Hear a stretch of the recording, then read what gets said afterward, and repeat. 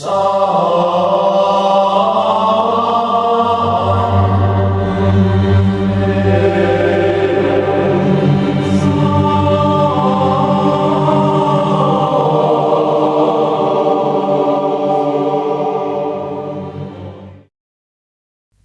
pertama. Bacaan dari Kitab Pertama Raja-Raja.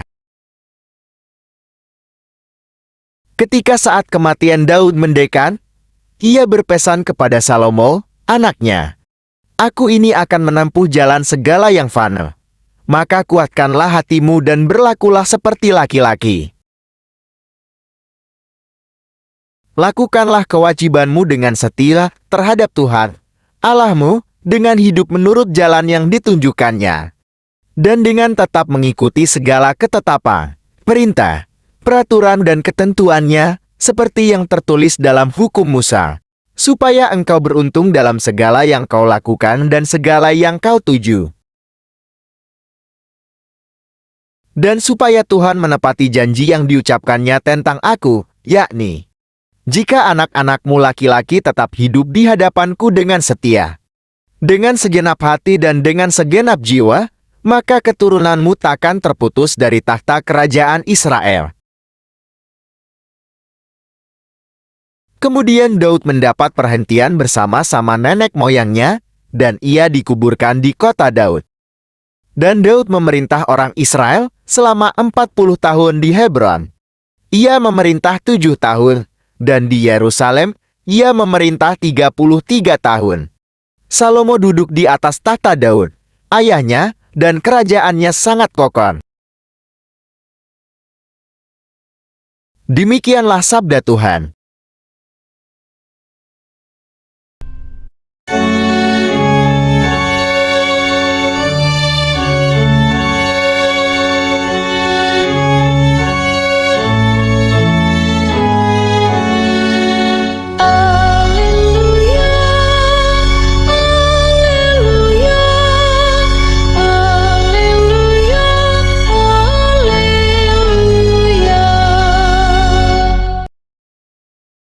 Kerajaan Allah sudah dekat. Percayalah kepada Injil. Alleluia, alleluia, alleluia, alleluia.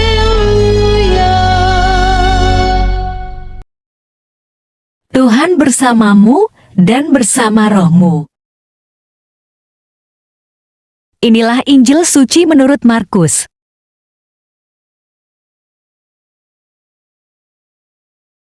Sekali peristiwa, ia memanggil ke-12 murid itu dan mengutus mereka berdua-dua. Ia memberi mereka kuasa atas roh-roh jahat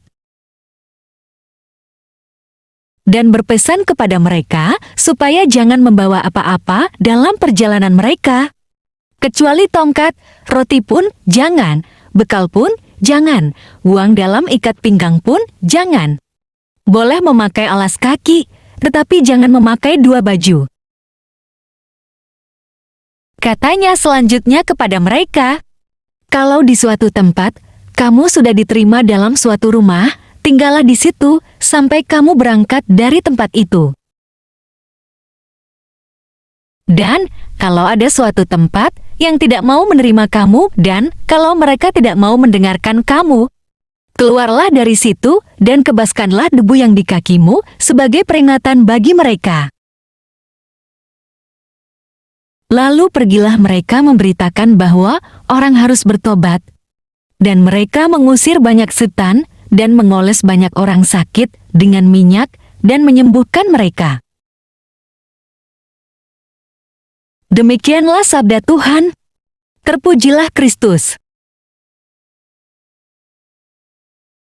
Yesus memanggil ke-12 murid itu dan mengutus mereka berdua-dua. Ia memberi mereka kuasa atas roh-roh jahat.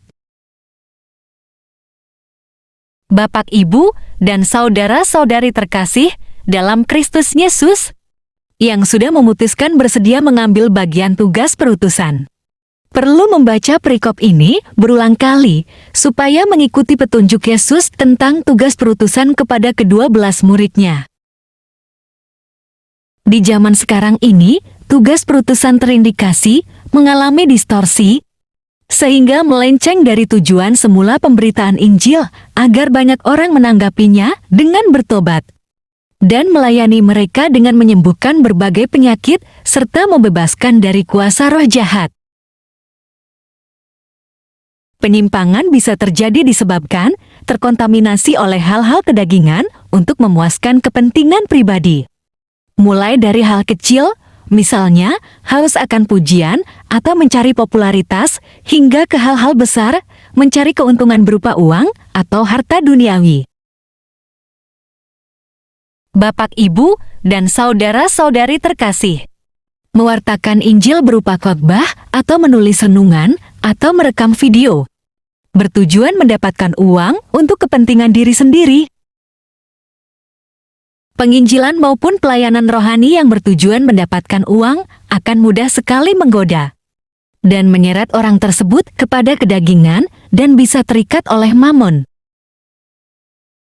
Ayat firman Tuhan dan sarana pelayanan sebagai produk yang dipromosikan agar mendapatkan sejumlah uang yang dikemas dalam bentuk sumbangan, kolekta, perpuluhan, atau persembahan kasih lainnya.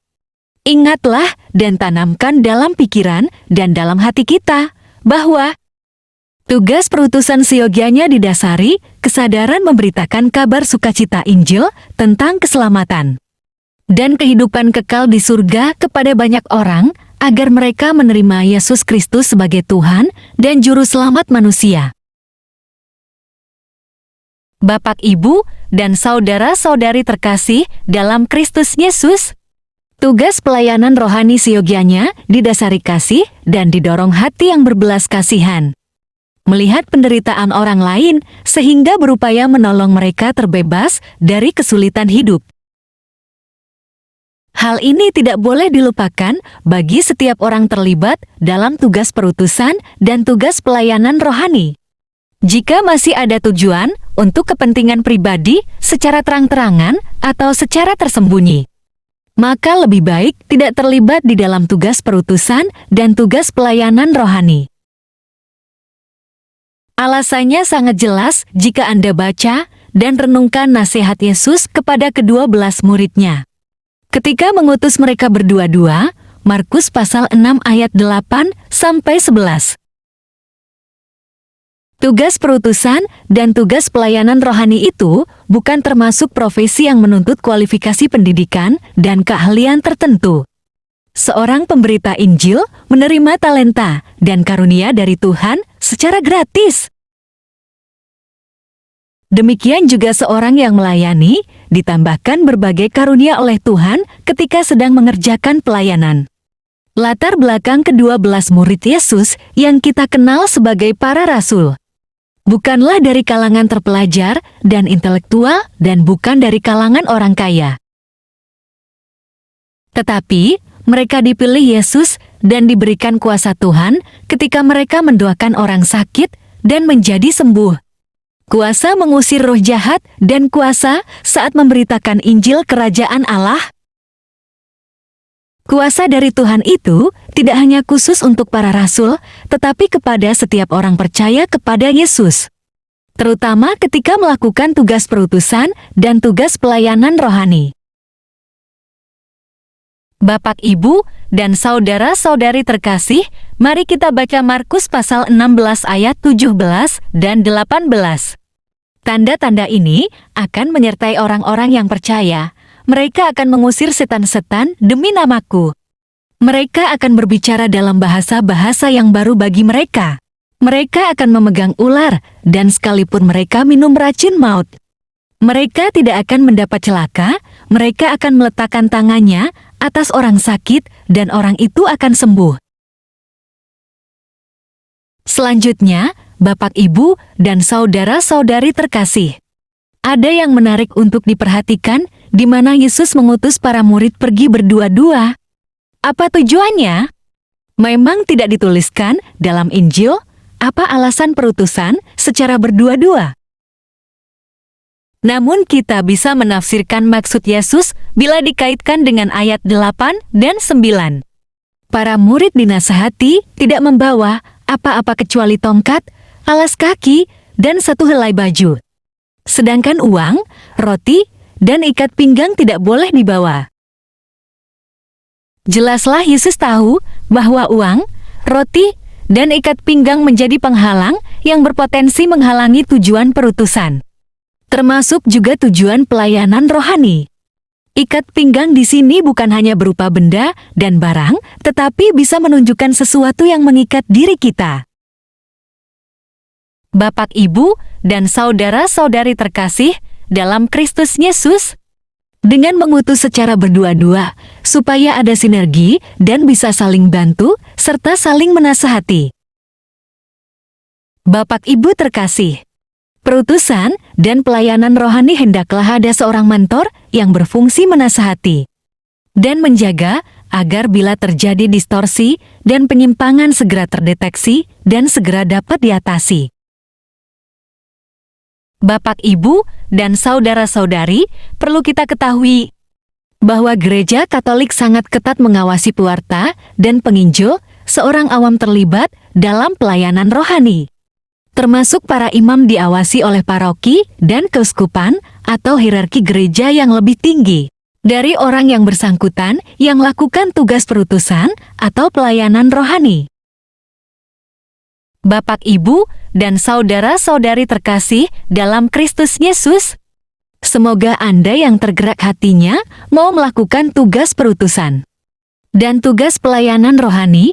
Lakukanlah tugas itu dengan setulus hati dan semata-mata didasari kasih dan hati berbelas kasihan. Semua itu kita lakukan sebagai ungkapan syukur atas kebaikan Tuhan yang telah mengasihi dan menyelamatkan hidup kita. Salam kasih, Tuhan Yesus memberkati. Marilah berdoa. Allah Bapa, sumber pengharapan, Engkau telah mengikat perjanjian dengan semua orang melalui Yesus Kristus yang terurapi. Semoga kami selalu berpegang teguh pada Dia dan berkembang menjadi umat yang patuh setia dengan perantaraan Yesus Kristus, Putra-Mu, Tuhan kami, yang bersama Dikau dalam persekutuan Roh Kudus, hidup dan berkuasa, Allah sepanjang segala masa. Dalam nama Bapa dan Putra dan Roh Kudus. Amin. Terima kasih telah mendengarkan dan merenungkan firman Allah. Jangan lupa subscribe dan aktifkan loncengnya. Terima kasih Tuhan Yesus memberkati.